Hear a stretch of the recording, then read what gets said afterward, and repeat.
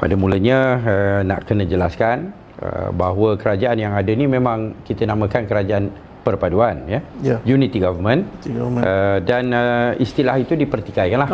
Kerana dia kata kalau unity government dia mesti bersama dengan Perikatan Nasional sekali, tak ada pembangkang, tapi itu takrif yang konvensional lah, yang kebiasaannya itulah takrifnya, tetapi kita namakan ni sebagai kerajaan perpaduan kerana ianya satu kerajaan yang dibentuk untuk tujuan nak menyatu padukan kembali rakyat, yang telah malangnya dikotak-katikkan dengan cara kempen yang tidak sihat, yang menaburkan fitnah dan berbagai tomahan, sehingga suasana menjadi agak tegang, kerana ada yang dituduh komunis, ada yang dituduh LGBT lah, apalah dan sebagainya, kristinisasi lah, apalah dan sebagainya. Lalu kita namakan ni kerajaan perpaduan kerana ianya merupakan satu kerajaan yang dibentuk untuk nak menyatupadukan kembali rakyat, nak membina balik negara, nak pulihkan balik ekonomi, dan nak datangkan manfaat dan kebajikan kepada rakyat jelata. Ni takrif kita, walaupun dia kata oh bukan, ni kerajaan PH. Ada yang kata kerajaan PH bukan kerajaan perpaduan, tapi macam mana nak kata kerajaan PH?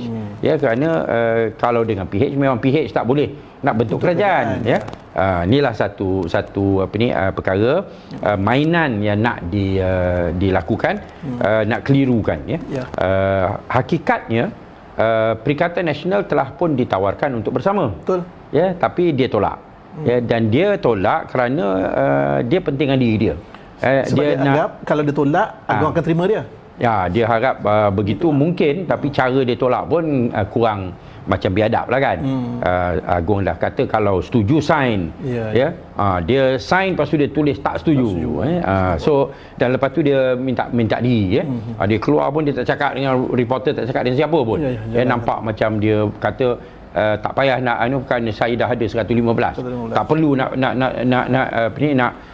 nak panggil kerajaan perpaduan lagi dan sebagainya, tapi dia lupa dulu bila dia bentuk kerajaan, yang 115 yang dia ada tu dipertikai.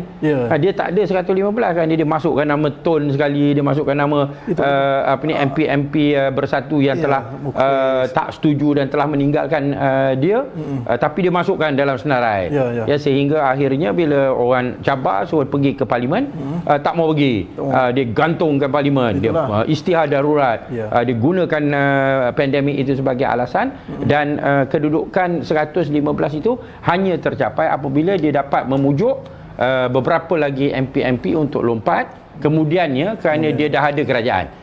Lalu kerajaan bila dah ada kerajaan, ada MP, dia tak boleh sebagai pembangkang, tu adalah tak payah kita sebutlah, siapa dan sebagainya. Maka tambahan saat terakhir tu Haji Hadi komplain kata apa, referee buat tambah masa. Dia tambah masa juga. Dia lupa. Betul lah nak cakap orang kena di sini. Dia kena di sini. Dia dulu pun dia tambah masa juga. Dalam keadaan dia kerajaan lagi pula. Dah bentuk kerajaan tak cukup 115. Tapi oleh kerana dah jadi kerajaan, dia boleh tarik orang masuk. Main foul pula tu pasal main foul.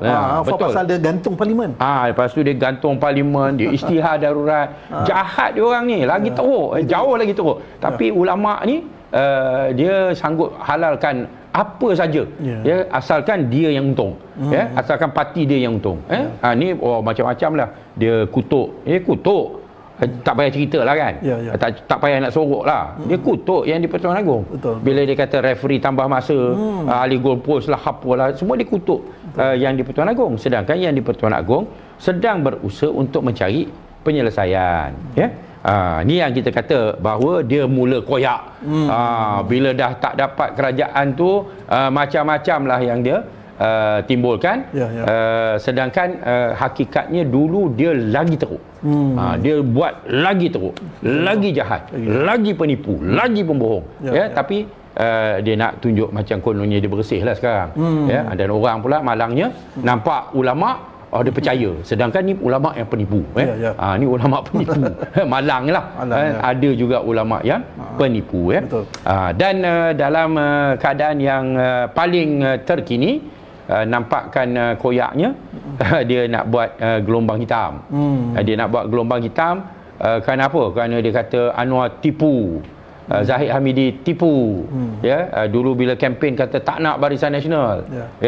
Zahid Hamidi pun kata tak nak PH. Siap PH pula siap buat lagu Ultimate tu yang apa ni? Yang Aduh Malaysia.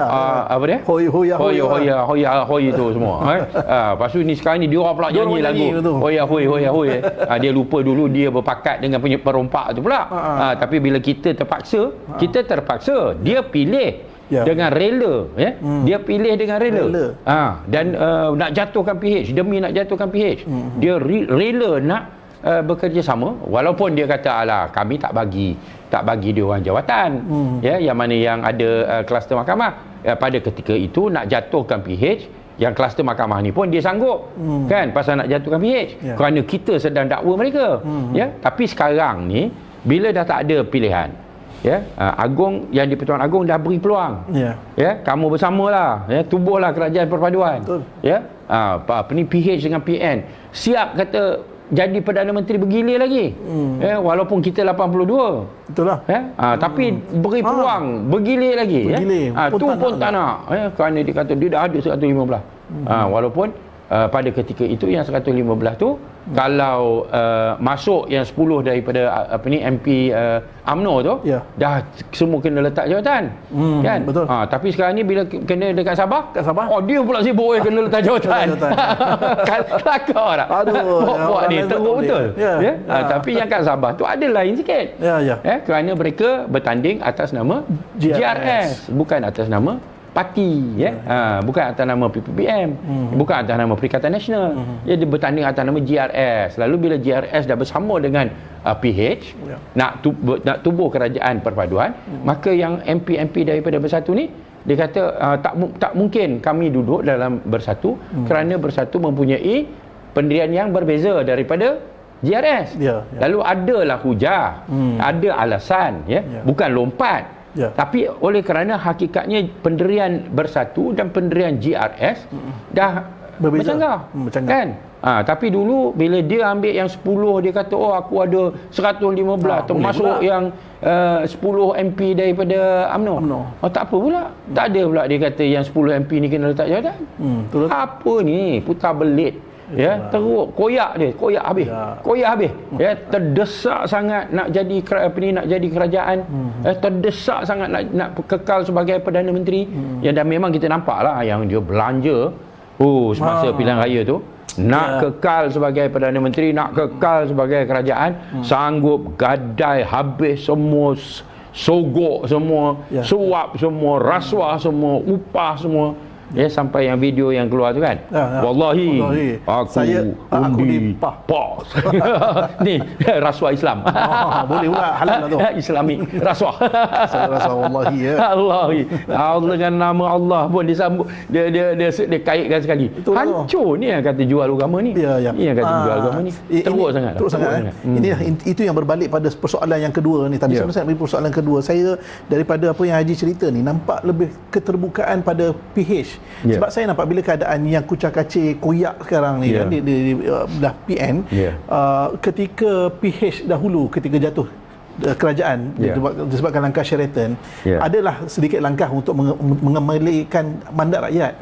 Tetapi apabila satu langkah yang tertentu, bila lihat kepentingan rakyat tu lebih perlu diutamakan, jadi kita mengambil pendekatan, PH mengambil pendekatan masa tu untuk orang kata apa, turunkan bendera lah, naik bendera, supaya ada MOU masa tu kan.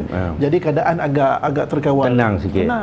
Tapi sekarang ni, tapi tu zaman Ismail Sabri, zaman Muhyiddin Yassin hancur. Hancur, tak ada apa. Tak boleh nak kerajaan pun tak berfungsi. Dia apa yang dia boleh buat, istihad darurat. Apa yang dia boleh buat, PKPB. Apa yang dia boleh sekat sini, sekat. Lepas tu belanja macam-macam. Itulah tu. Tanpa tender, tanpa ketelusan. Parlimen kena gantung masa tu kan? Tak tahu, tak boleh nak tanya. Okey. Tapi yang ni, yang pasal gelombang hitam ni, alasan dia Anwar tipu, Zahid tipu. Hakikatnya bukan tipu. Ya, kita tak ada pilihan. Memang kalau ikutkan, memang bila kita bertanding semasa pilihan raya tu, kita nak outkan Barisan Nasional. Kita nak 112, tak perlu kita nak bersama dengan Barisan Nasional, tak perlu kita nak bersama dengan Perikatan Nasional. Kita biar kita memerintah, PH dapat 112. Tu target kita. Tapi kita gagal. Ya. Kita short 30. Ya.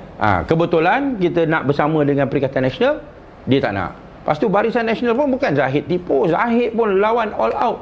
Masa tu PH dengan BN memang kita lawan all out tu, yang laguan semua keluar. Memang kita nak lawan all out. Betul. Kita tak nak bersama. Kita nak tubuh sendiri PH, kerajaan PH, tapi tak boleh. Apa nak buat? Ya. So pilihan yang ada, bila PN dah tolak, siapa suruh kamu tolak? Kan? Oleh kerana kamu tolak, maka kita terpaksalah pergi dengan BN. Kalau tidak, macam mana kita nak tubuh kerajaan? Kan? So dia kata kita tipu. Tak tipu, dia dah tak ada isu. Tak ada isu. Dah itu koyak. Diracuni. Mungkin rakyat dah koyak lah kan? Koyak. Kita tengok, kita tenggelam. Itulah tu kan. Ini berbangkit hal kedua pula sekarang. Koyak ni adalah kita tengok mungkin bagi dia lah, apabila kerajaan perpaduan ni menjadi satu kerajaan, kerisauan yang nampak sekarang ni bila ialah ada data-data tertentu, ialah bermula dengan 600 bilion yang pernah disebut, kemudian 530 bilion yang katanya dulu satu package rangsangan membantu rakyat, walhal sebahagian tu adalah duit daripada rakyat sendiri kan? Dan yang sekarang ini terkait 93 bilion, 5 bilion. Dekat situlah yang ada kerisauan, takut-takut ada salah guna kuasa dan rasuah. Ini pun mungkin salah satu yang menyebabkan mereka terdesak sangat. Nombor satu, dia dah belanja duit banyak. Kalau dia tak ada dalam kerajaan, dia nak dapat duit lagi macam mana? Kan? Dia fikir pasal dia punya sokongan, kekuatan dia, kemenangan dia, semua dengan duit. Scheme of things banyak. Dia punya scheme of things, dia punya habis dia rasuahkan budak-budak. Habis rosak akhlak budak-budak, semua rosak. Kerana semua makan rasuah. Naik motor satu malam dapat RM150. Dan yang influencer yang TikTok tu, dia pakai baju dapat RM100,000. Saya difahamkanlah begitu kan. Ada yang mana yang tolak, dia beritahu. Dia kata dia ditawarkan RM100,000 untuk nak pakai baju Perikatan Nasional, tapi dia tolak. Macam-macam yang dia lakukan. Kita tengok dengan lori lah, dengan bot lah, tioman tu, dengan dia duit dah tak ada. Ataupun kita tak tahu lah, mungkin ada lagi. Tapi dia tahu kalau dia tak ada dalam kerajaan, bekalan ni dah terputus. Lepas tu dia nak hadapi pilihan raya di peringkat negeri. So di sinilah mungkinlah di antara kekhawatiran dia perlukan kerajaan. Yang apa yang disebutkan oleh Saiful tadi, betul. Selain daripada itu, dulu bila dia nak tunjuk dia hebat, 600 bilion kita belanjakan untuk nak tolong rakyat. Untuk Abah prihatin tu kata kan. Abah prihatin 600 bilion kata. Lepas tu Menteri Besar Kedah kata, aku yang cakap 600 bilion, kenapa kamu petik? Kata, Allah. Macam kena kopi macam dia punya cakap tu memang tak boleh pakai lah. Pokoknya dia sendiri cakap, aku yang cakap 600 bilion, kenapa kamu petik? Kamu ambil 600 bilion tu. Dia kata, maknanya cakap Menteri Besar Kedah ni tak boleh pakai. Dia sendiri dah panggil aku, tak boleh pakai, jangan petik. Lepas tu dia kata yang sebenarnya 530 bilion. Dia bangga 530 bilion. Kalau kita belanja, kita prihatin, kita bla bla bla bla. Tiba-tiba bukan 530 bilion, bukan kami punya duit, tu termasuk duit EPF yang rakyat sendiri ambil, duit rakyat sendiri, termasuk duit moratorium yang mana yang 6 bulan tak payah bayar installment bank. 6 bulan tu dia ambil kira berapa jumlah keseluruhan negara tu. Seluruh negara tu yang orang tak bayar, yang bayaran rumah ke kedai ke kilang ke pejabat ke apa ke, semua tu dia ambil kira. Dia kata, inilah package kita tolong. Lepas tu dia kata, bukan, kita tak belanja tu semua. Tu bukan duit kita. Tu bukan duit bank pun, tu bukan apa perbelanjaan. Itu tangguh bayaran. Tapi kena bayar bunga dia. Yalah. Bunga yang 6 bulan tambahan tu kena dia bank ambil kira. Tu kemudian lah kena bayar. Dia lanjut tambah balik, tambah kat ujung. Ni pasal ada bunga tambahan. Tapi tak apalah, 6 bulan tu legalah dia orang. Dalam suasana PKPB, dalam suasana pandemik dan sebagainya, itu alhamdulillah lah. Memang kita pun minta, kita pun tuntut ya, supaya dia adakan moratorium dan sebagainya. Tapi kita adalah kita nak mendabik dado ni 530 bilion. Tapi bila jadi soal, ni sebenarnya bukan duit kita. Ni bukan kita belanja. Dan ada yang dituliskan artikel sebenarnya 93.5 bilion. Ya, yang sebenarnya yang dibelanjakan oleh kerajaan Perikatan Nasional di bawah Muhyiddin Yassin, yang perbelanjaannya itu tidak melalui proses tender dan tidak ada ketelusan. Entah sebenarnya sepatutnya berapa, kita tak tahu, tapi akhirnya dibelanjakan 93.5 bilion, yang mana kalau ikut tulisan itu dia katakan kalau ambil 10% pun dah 9.8 bilion. Itu 10%. Kalau ambil 1% pun dah 980 juta. Kalau tiris kita tak tahu tiris tu. Yang kita tak tahu. Pasal tak panggil parlimen. Kita nak panggil parlimen, dia tak nak. Yang Bertuan Agong pun suruh buat panggil parlimen pun dia tak buat. Dia memang berkuasa sepenuhnya lah. Guna alasan dia selalu. Ni yang menjadi kekhawatiran bagi pihak mereka, kerana mereka tahu, ya, termasuklah Tuan Ibrahim tu, dia tahu, ya, dia belanja tanpa melalui proses semak imbang.